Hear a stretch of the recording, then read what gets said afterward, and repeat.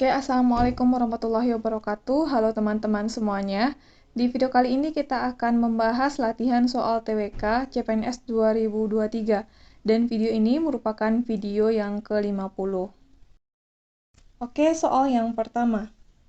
Pemerintah sebagai salah satu pelaku ekonomi, yaitu rumah tangga pemerintah, memiliki fungsi penting dalam perekonomian, yaitu berfungsi sebagai A. Perencana, pengawas, dan pelaksana, B. Mediator, alokasi, dan perencana, C. Pengawas, pelaksana, dan mediator, D. Distribusi, pengawas, dan pelaksana, E. Alokasi, distribusi, dan stabilitas. Yang ditanyakan adalah fungsi penting pemerintah sebagai pelaku ekonomi dalam perekonomian.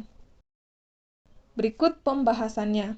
Pemerintah sebagai salah satu pelaku ekonomi, yaitu sebagai rumah tangga pemerintah, memiliki fungsi penting dalam perekonomian, yaitu yang pertama, sebagai fungsi stabilitas, adalah fungsi pemerintah dalam menciptakan keseimbangan dalam bidang ekonomi, sosial, politik, hukum, pertahanan, dan keamanan. Yang kedua, fungsi alokasi adalah fungsi pemerintah sebagai penyedia barang dan jasa publik seperti pembangunan jalan raya, gedung sekolah, penyediaan fasilitas penerangan dan telepon. Yang ketiga, fungsi distribusi adalah fungsi pemerintah dalam pemerataan atau distribusi pendapatan masyarakat. Jadi ada 3 fungsi pemerintah dalam perekonomian, yaitu fungsi stabilitas, fungsi alokasi, dan fungsi distribusi. Jawaban untuk soal nomor 1 adalah pilihan E, yaitu alokasi, distribusi, dan stabilitas. Lanjut soal nomor 2.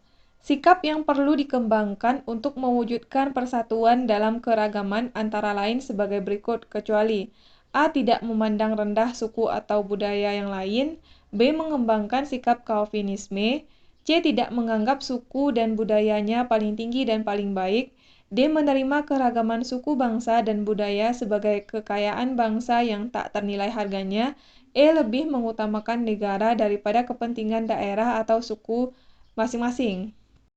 Yang ditanyakan pada soal nomor 2 adalah yang bukan sikap yang perlu kita kembangkan untuk mewujudkan persatuan dalam keberagaman. Berikut pembahasan untuk soal nomor 2.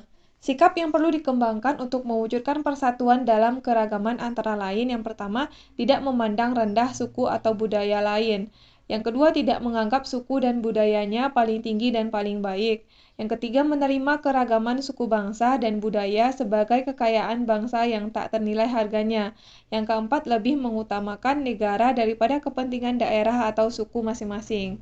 Pilihan B, mengembangkan sikap Calvinisme, bukan termasuk cara untuk mewujudkan persatuan dan kesatuan, karena sikap Calvinisme atau meninggikan suku dan budaya asal dapat menyebabkan perpecahan.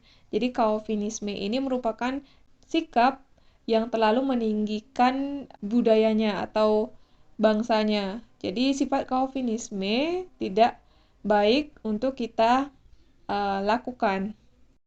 Jadi soal nomor 2, sikap yang yang tidak atau kecuali di sini, sikap yang perlu dikembangkan untuk mewujudkan persatuan dalam keragaman antara lain sebagai berikut, kecuali adalah pilihan B, yaitu mengembangkan sikap Calvinisme, karena sikap Calvinisme dapat menimbulkan perpecahan.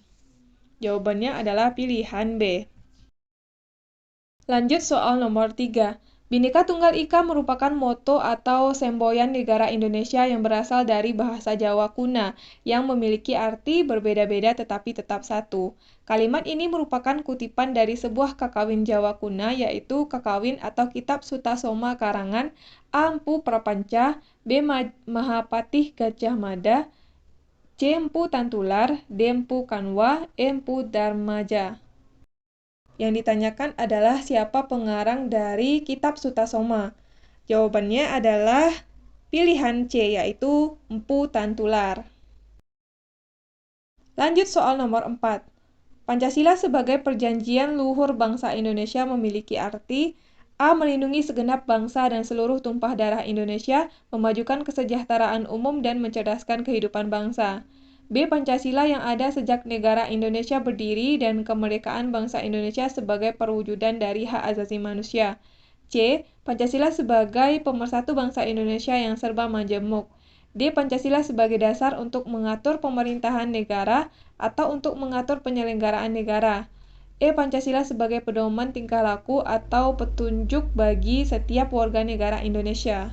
Yang ditanyakan pada soal nomor 4 adalah Pancasila sebagai perjanjian luhur bangsa. Apa yang dimaksud dengan Pancasila sebagai perjanjian luhur bangsa?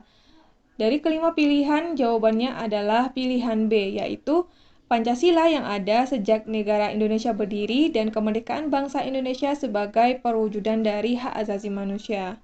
Itulah maksud dari Pancasila sebagai perjanjian luhur bangsa. Jawabannya adalah pilihan B. Lanjut soal nomor 5. Apa yang dimaksud dengan ideologi Pancasila yang bersifat terbuka? A. Nilai-nilai dasar dari Pancasila namun tidak dapat dikembangkan sesuai dengan bangsa Indonesia dan tuntutan perkembangan zaman. B. Nilai-nilai dasar dari Pancasila yang dapat dikembangkan sesuai dengan bangsa Indonesia dan tuntutan perkembangan zaman. C. Nilai-nilai instrumental dari Pancasila yang dikembangkan sesuai dengan bangsa Indonesia dan tuntutan perkembangan zaman. D. Nilai-nilai praktis dari Pancasila yang dikembangkan sesuai dengan bangsa Indonesia dan tuntutan perkembangan zaman. E. Nilai-nilai instrumental Pancasila yang dapat dikembangkan sesuai dengan masyarakat mayoritas Indonesia dan tuntutan perkembangan zaman. Yang ditanyakan adalah apa yang dimaksud dengan ideologi Pancasila yang bersifat terbuka. Dari kelima pilihan ini, jawabannya adalah pilihan B, yaitu nilai-nilai dasar dari Pancasila yang dapat dikembangkan sesuai dengan bangsa Indonesia dan tuntutan perkembangan zaman. Itulah yang dimaksud dengan ideologi Pancasila yang bersifat terbuka. Lanjut soal nomor 6. Berikut ini yang merupakan aktualisasi Pancasila sebagai objektif adalah A. Pelaksanaan dalam sikap pribadi golongan, setiap anggota kelompok, setiap individu, setiap penduduk, setiap pengusaha, dan rakyat Indonesia. B. Pelaksanaan Pancasila sebagai konsep dasar dan gagasan mengenai wujud kehidupan yang baik dan diciptakan oleh bangsa Indonesia.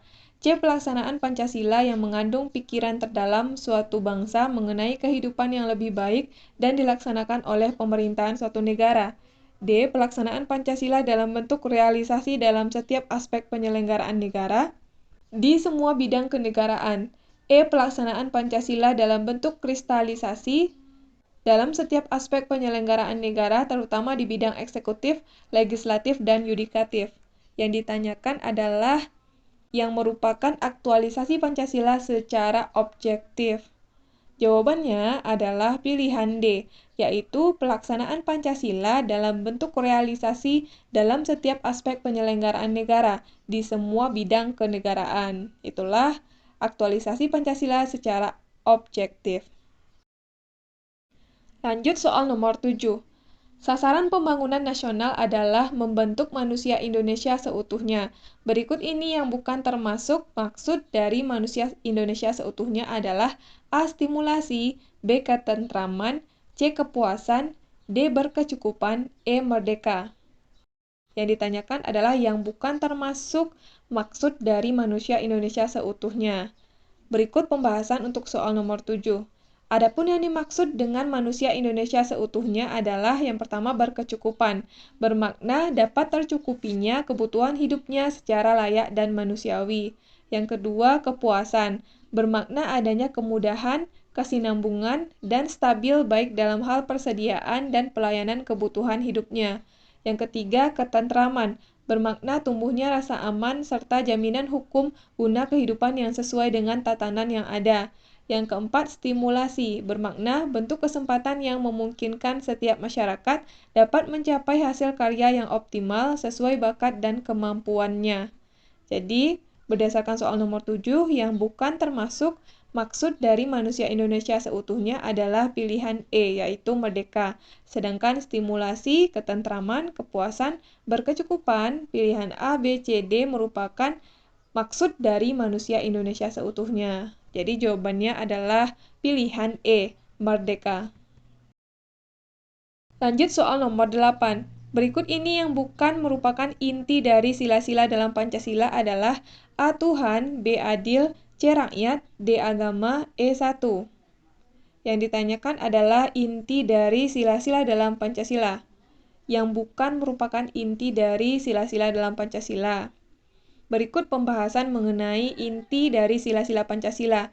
Yang pertama adalah Tuhan, yaitu sebagai kausa prima.